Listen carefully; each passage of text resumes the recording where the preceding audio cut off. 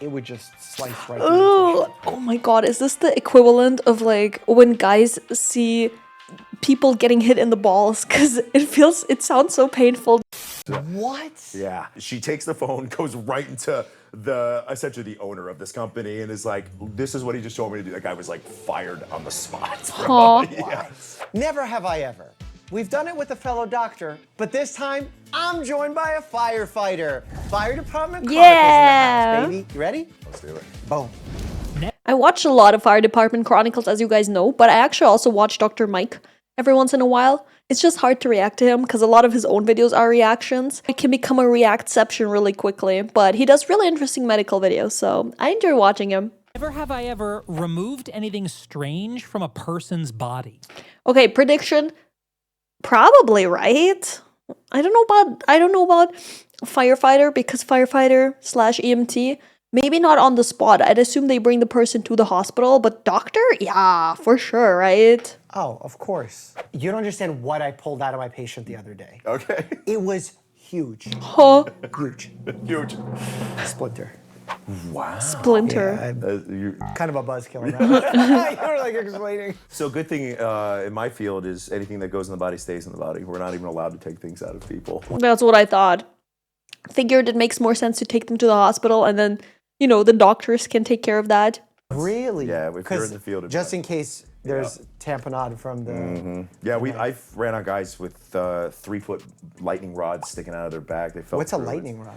Like something that's on the side of a building, or this was actually, I'm sorry, this was a pole that was in the ground and he fell off the roof. What? Yeah. Impale. Yeah. Dude, that's like my worst nightmare. It sounds so awful. Oh my goodness. We cut it, bring him to the hospital. They do a quick x-ray. They're like, good, pull it out. Didn't even touch anything. Wow, that's so scary. He got so lucky. You get impaled and it misses all your vital organs? Dang! Oh, I've had a bunch of kids with like Legos and stuff in their nose. Oh my I pulled god. it out. You know what you have removed from someone's body? Their soul? Another person. Oh, I delivered 38 babies. Bruh. I'm sorry, when they said another person, I was thinking something very different. Well, fair enough. Yeah, babies count as well, I guess. 38 babies? Yeah, last week. During my residency. Jeez, let's go. Never have I ever been physically scarred on the job. Probably both. I can see, like, definitely with a firefighter, I can see how you would get, like, injured or, like, possibly something happens to you. As for the doctor, I guess the biggest danger is the patient maybe attacking or hurting you, but I feel like it might have happened to both of them. I was burned on my knuckles really bad from a fire. Ooh. Makes You sense. were punching it? I was punching the fire, and the fire said, "Not today, bro." And they punched me back. We were fighting a shed fire, a bunch of gas and stuff inside there, super hot. We came out, and I had second-degree burns on my knuckles. Wow. That went through the gloves, yeah. The only cool scar I have on my body is, hold on a second, which hand is it on? Do you see this on my hand? Yeah. Punch in. I fell on a train set when I was like 5 before coming to America, and it penetrated. What kind of train set was this, bro? Russian. Is he Russian? He sounds American. Well, I never paid attention to it. I was gonna say it's gotta be Russian. Russian steel. Never have I ever dated a patient. I feel like that's a no, right? Don't shit where you eat or something like that. I feel like that is very, very rare. And most people wouldn't want to do that, right? On their job to meet someone. I don't know, man. No. I don't refuse to even date coworkers. Yeah. Let alone patients. Patient would be the worst. No way, dude. Yeah. I've never like gone on scene and been like, oh yeah, that's a good one. Like, no. No? Never have I ever been genuinely scared at work. I think both will say they have had that happen. Because, I don't know, man. Just as an outsider, doctor, EMT, firefighter, they're scary jobs by default for me because you need to deal with so much shit mentally. But, well, maybe if you actually go and work on those jobs, you have a stronger mental than me. Oh, yeah. I mean, holy. When was the most scared you've been at work?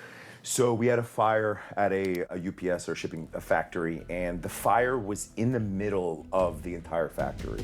For stuff like that, it's producing enough smoke that it's banking down to the ground. We can't really see as we're going in there, so we can follow hose lines into where it's at. And I was about 3/4 of the way, or quarter of the way into the building, and I ran into a bunch of shipping equipment. And in that moment, I was like, if this building collapses or something happens, because there's so much smoke around me, You won't even know. yeah, it's going to be so difficult for me to find my way back out of That this sounds before stressful. everything collapses. So that was probably one of the first times that I was like, I could actually die doing this. In those scenarios, is there any kind of dumb guy question, some kind of goggle you could put on that allows you to see through the smoke? They are trying to develop stuff like that. Okay. But we do have, right now, we have They thermal need more imaging. dumb guys asking good questions, man. We would solve some stuff. You would. We do have thermal imaging cameras. So we carry around thermal imaging cameras. Which so we allow can you to see a door if it's hot or No, something. we can see through the smoke with that. Oh. Yeah, we can't see that yet. But Oh, dude, that's super useful. Yeah, I feel like they should work on. Well, obviously they're working on developing stuff like that, but that will greatly help people in these type of job. just not built into our masks. I wasn't scared for my life, but I would have raised my hand on that. When you're on your first night shift, or one of very few first night shift, as a resident, and you're the senior, everyone admitted into the hospital, with the exception of the ICU, is under your care. Oh my So god. any page, Everyone for one person?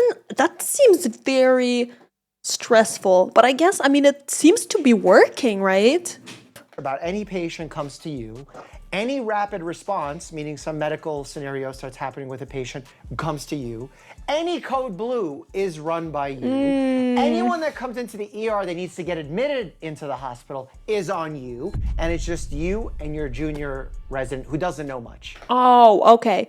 You do get help by a junior resident. But still, man, I don't know. I'd want to at least have two people that, if I was a doctor, I'd want to at least work with another just as qualified person. But I guess maybe there's staff shortages or something like that too.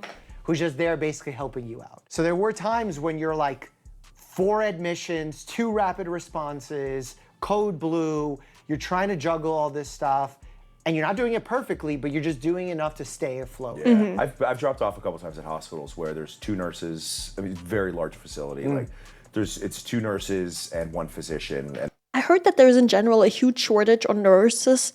I know in Germany it's a huge issue because people are like not getting paid very well, and then they have to take care of like so many patients. I understand why they don't want to work there because it's really stressful and pays little, but it being very stressful and paying little is also deterring more people from working. So I don't know, man, raise their wages. Everyone needs nurses. Like at some point everyone's gonna have a hospital visit in their lives, and you know, you'd want to be taken care of. there's, whatever, 15 beds. Like, this is crazy, man. Like that to me is genuinely insane. That's why we have emotional support animals in the hospital. Not for the patients, for us. Never have I ever seriously considered quitting my job. Probably, right? High stress environment will make anyone consider it, right? Nope. What? You did. Yeah. There was a time where I was stuck at a station with a crew that I did not like. And for a long time? For a year and a half. The calls we were running 19, 20 calls a shift, just getting blasted. I was no sleep, and then Why, you drank on the job? no, I didn't drink on the job. You said you were getting no blasted. Oh, sorry, that's different. Some people, like we were getting beat up. I was gonna say, you we're getting probably beat up. shouldn't say Yes. What made them bad? You are with someone for 24 hours, and imagine your personality types aren't the same. You don't like vibe on the same stuff. You don't watch the same TV. So it's not that they were evil. No. One of them was. But Say his name to the camera. yeah, I should do. So he knows. Never have I ever had equipment fail when I needed it most. Probably, right? I don't know. I think stuff in life is just scuff, and sometimes you're in a high stress situation, you need something really badly, everything fails. I think that happens everywhere in life. I had such a bad one. You won't be able to empathize, you'll be able to sympathize. I don't know which one is right, but it was a speculum. Are you familiar with what a speculum is? Yes. Oh God. So I'm about to perform a pap smear. And as I take it out, And technically, you're not supposed to use lubricating jelly on speculums when you're doing a PAP because it could interfere with the results of the PAP. But if you do put it on a specific part of the area that doesn't make contact with the cervix, it could be okay. So as I'm putting it on, I realize that this plastic speculum has a beveled, broken edge. So that if I went to insert it, it would just slice right through the tissue. Oh my god, is this the equivalent of like when guys see people getting hit in the balls? Because it sounds so painful, just the description. Oh my god, that's the worst thing ever. Holy shit. Holy crap. Can you imagine? Pap smears are already fucking awful. They're already terrible. Dude, imagine getting like sliced open by one. Holy shit. Imagine what that would have been like. No, I'm glad you saw that. And it was because like I kind of touched the edge and I was like, oh, we filed a complaint with the manufacturer, lot number, like a huge investigation happened. So, Holy crap. but imagine just like, because it was razor sharp, like, you know, like thick plastic when it slices right at that angle. Oh, We were on a fire, and I'm pumping this fire from the engine, and we're pumping one of the hoses. They say we need a second one because the fire when you started say to spread. pumping, I don't know what actually that Oh, sorry. So, is that opening the. so when we pull up on fires, we have a pump that's inside of the fire engine that we turn on through what's called a PTO system, and it spins and it pushes the water out at the pressure. So it's just a button, or like are you manually? No, I have to pull open tank to pump is what it's called, and then the engine spins and then it pushes out through discharges. Interesting. So I'm pumping one of those out. Everything's fine. They say we need a second line, a second hose because we're the fire's spreading. So we go to pump the second one, and the pump just starts to fail. So there was an issue with it. There was a hole in one of the intakes, and it was pulling in air. Yeah. So it wasn't a sealed system. So both of these like a lines start to pneumothorax fail. inside of. That's what we were screaming. We were like, "It's a pneumothorax!" No, I'm Really? Oh, I was about to say sick. We got a pneumothorax. It happens with people, not even the hole in the hoses. If there's no hydrants available, like you live in an area where there's enough hydrants, you wouldn't even think about this. You go to rural areas, they don't have hydrants every So what often. happens? I can think of one hydrant. That's it. I can't even think of a hydrant near my house. Huh. You have to start bringing in water tenders. You start bringing with big tanks. We start bringing in water, and they'll pump out of the water tender into Is it true that if a car is parked at a hydrant, you just go through the window? Yes, if they're parked in front of our only hydrant, we're gonna go through your window. I mean, it kind of makes sense, right? In that situation, it's an emergency. Yeah. Never have I ever been blamed for something that wasn't my fault. Hi, guys. If you're enjoying this video, don't forget to like and subscribe. Thank you. I think that's normal, right? Probably. That happens in every job. Oh, I got a really good one. When you're a med student, a lot of times you're sent into the exam rooms, especially in the ER, to interview the patient and then present to the junior resident, who then interviews the patient, presents to the senior. And I would go in, talk to the patient, ask some pertinent questions that are important to the case. They would answer them. I would go present it. And then when the resident would go in, they would tell a different story. And the resident would be like, bro, like, you shouldn't lie about what you asked. I'm like, Bruh. are you kidding me? And I wanted to take the person back, tell them the truth. I asked you this question. And that happens. And it's, I don't know if they misremember or. Oh, I get it. So he asks a question first, and then the like senior doctor comes in, and then the patient answers completely differently. Yeah, that's what feels bad. Or they feel something different, or they perceive the question differently, but it happens all the time. No, that happens to us when we're Really? when we're dropping off patients. Yeah, we'll get them in the back of the truck, get them to pass by. And you're like, no the anticoagulation. Yeah, And like- then the patient's like, Plavix. Yeah. I take Coumadin every day. You're like, oh, wow. So that happens all the time. We'll say, no medical history. I don't take any meds. All right, cool. We'll drop them off at the hospital, and they'll just start listing things off. And the doctor's like, what are you doing? Never have I ever had someone refuse my help when they really needed it. Yeah, I feel like that's really common, especially with how expensive like medical health care and stuff like that is. Some people might refuse the help because they're afraid of paying the bill afterwards. I can imagine that. Or they just don't think they're doing as badly as the paramedic maybe thinks they're doing, or the doctor thinks they're doing.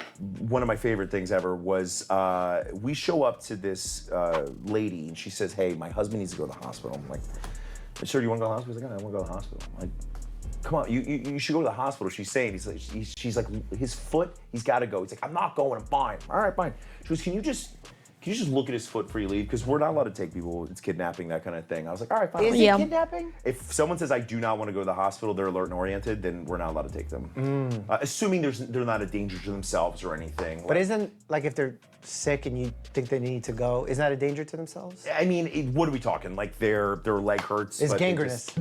So I go to look at his foot. That you can tissue. see right through his heel to the bone. Like you can see the bone. I was like, I hate that. Ugh. DQ. oh no. I was like, dude, you need to go to the hospital, man. And he's like, really? You think I need to go? I was like, oh my God. So, Probably diabetic scenario where he's Yeah. burned off his nerves. Yeah. Because in diabetes, you have high sugar levels in your blood, which can impact inflammation levels, damage these peripheral small nerves that give sensation to your lower extremities and your fingers, which is why uniquely in diabetes, there's a scenario called hand-foot stocking syndrome. And it's like you lose sensation in your hands and feet because of the diabetes. when we got him in the rescue, he was like a super cool dude. He's like, I guess I should go, man. I'm like, yeah, you're. Oh, so he did go. You're about to die. Yes. Oh, Yeah. that's No. good. So at that point, I'm like, you're going to the hospital. Yeah. Just so we're clear, you gotta go, dude. I had a patient similarly, also foot, come into our office and was just recently hospitalized, left AMA against medical advice, and now I'm seeing him and his wounds, he has really bad lower extremity cellulitis, worsening since he was there, didn't take any of the follow-up medications. Bacterial skin infection, I see. And I worked so hard to try and not convince him, but explain why the need for him to get IV antibiotics was so important. And he was negotiating with me as if he was so flippant about his life. Like, well, if I stay like this, how long do I have? Oh my God. And I was like, I Bruh. can't say with any certainty, but it's just, you're putting yourself out at unnecessary risk. And he was unhoused, so he was worried about his one car that he lives out of. Where can he park it? I got him free parking in the hospital. Oh, wow. He was very worried that they wouldn't allow him activity to walk around. He would be subjugated to sitting in his bed. I made sure that the resident that would admit him would put activity orders that he would get out of bed with assistance. Like, we try to do everything. And he said he was going, and I checked the next day, didn't go. Never have I ever worked a 12-hour shift without food. I heard like getting these super long shifts is quite common in these jobs.